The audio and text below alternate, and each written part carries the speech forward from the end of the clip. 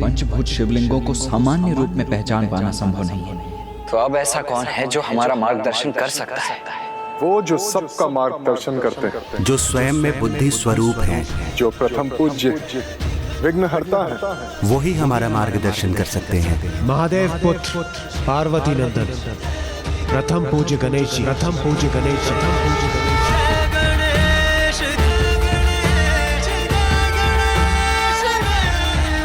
प्रभु, हमें पंचभूत शिवलिंग के बारे में बताने की कृपा कीजिए। सभी पंचभूत शिवलिंग अद्भुत हैं और ये तिरुकल्थी में स्थित हैं। शिव कांची पृथ्वी एकांबरेश्वर लिंग, इस लिंग में पृथ्वी तत्व की प्रधानता है और ये कांचीपुरम में स्थित हैं। अरुणाचलेश्वर अग्नि लिंग, जिसमें कि अग्नि तत्व की प्रधानता है, ये लिंग तिरुवन्नामलई में स्थित हैं। चिदम्बरम आकाश थिल्लाई नटराज लिंग, इसमें आकाश तत्व प्रधान है और ये चिदम्बरम में स्थित हैं। और तिरुचिरापल्ली अप्पू अथवा जल जम्बुकेश्वर लिंग, जो कि जल तत्व की प्रधानता वाला लिंग है, ये लिंग तिरुचि में स्थित हैं।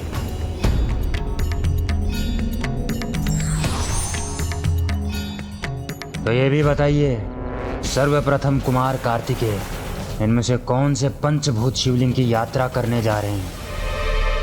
गणेश हमारे साथ नहीं आ सकता, मैं स्वयं ही उनकी पहचान करूंगा।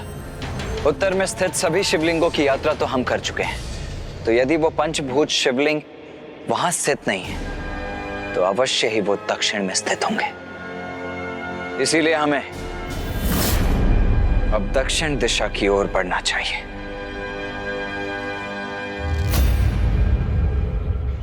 भ्राता, आपने उचित पथ का चुनाव किया है। मैं प्रथम पंचभूत शिवलिंग के निकट पहुंचने में आपकी सहायता करूंगा।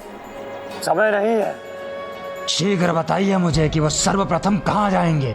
नहीं भाखन जी, उनका पीछा नहीं करिए, अपितु उन्हें वहां ले चलिए जहां आप उन्हें ले जाना चाहते हैं।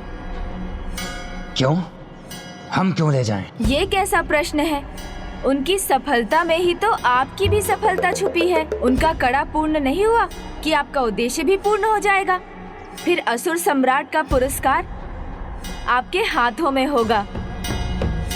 क्यों, सत्य कहा ना मैंने?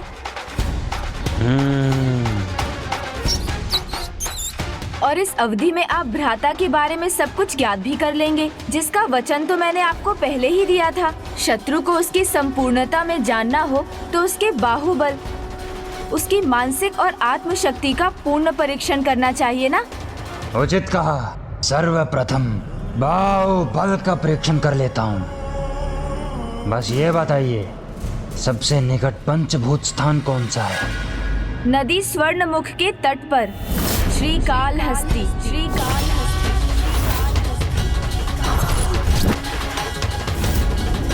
श्रीकालहस्ती।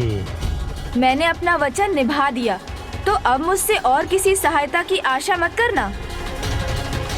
चलिए मूषक जी। जी प्रभु।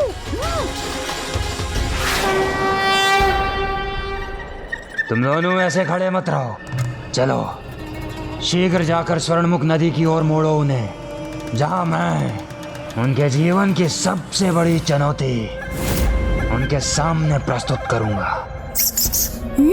प्रभु, इनके मन में तो कुमार कार्तिकेय के प्रति केवल शत्रु भाव है। मुझे कुछ नहीं करना मूषक जी, क्योंकि भ्राता की परीक्षा लेते लेते ये स्वयं उनकी दिव्यता से परिचित होकर उनका भक्त बनेगा। अर्थात ये तो सरल कार्य है। जो विकट है वो है भ्राता को विवाह के लिए मनाना। उसका उचित उपाय सोचना होगा मुझे।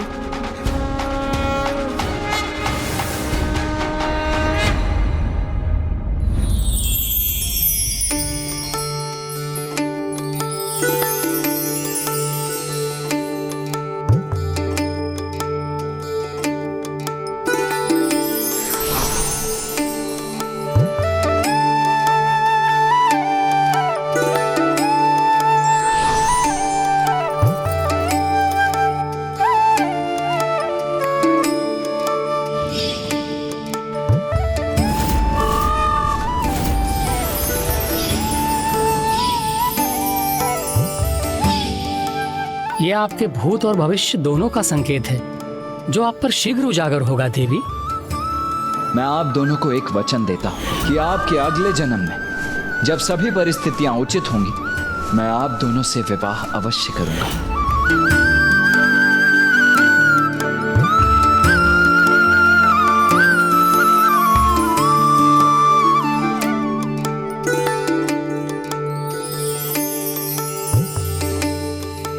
वो पूर्ण रूप से अपने पिता के ही समान, उन्हीं के समान पराक्रमी और अपने कर्तव्य के प्रति पूर्ण रूप से समर्पित है मेरा पुत्र।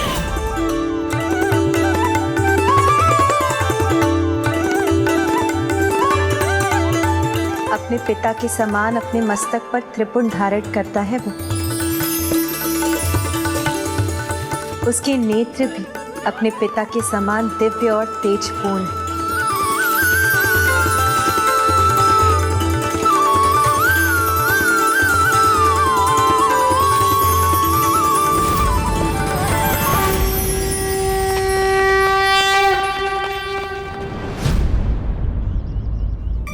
देव सेनापति, अब हम किस मार्ग का चयन करें? ये जो दक्षिणी पश्चिम की ओर जा रहा है या फिर ये जो दक्षिणी पूरब की ओर जा रहा है? वहां कोई स्वर सुनाई दिया मुझे। प्रभु, आज्ञा दें।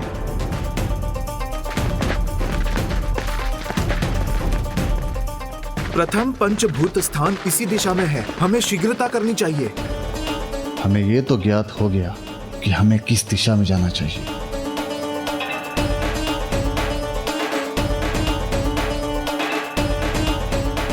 क्षमा करें प्रभु, किंतु कदाचित ये मार्ग अधिक उत्तम होगा। हे स्वामीनाथा, मैंने अभी कुछ ऋषि मुनियों को उस दिशा में जाते देखा था। और हाँ, वो कह रहे थे कि वो पंचभूत की दिशा में गए हैं। तो अवश्य वो स्थान उसी दिशा में होगा। हमें शीघ्र नीचे की ओर बढ़ना चाहिए।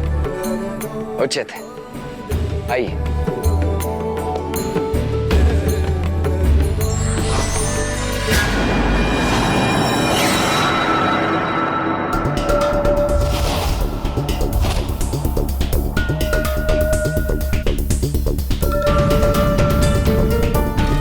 हो गया,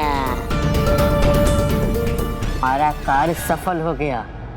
प्रभु, ये दोनों इतना करने में तो सफल हुए। उनके स्वर्णमुख नदी के तट पर पहुंचने पर शेष कार्य तो आपको करना है मूषक जी। मुझे प्रभु? जब भ्राता भागन के कारण वहां पहुंचने जा रहे हैं, तब आप मुझे भी शीघ्र श्रीकाल हस्ती ले चलिए। जी प्रभु।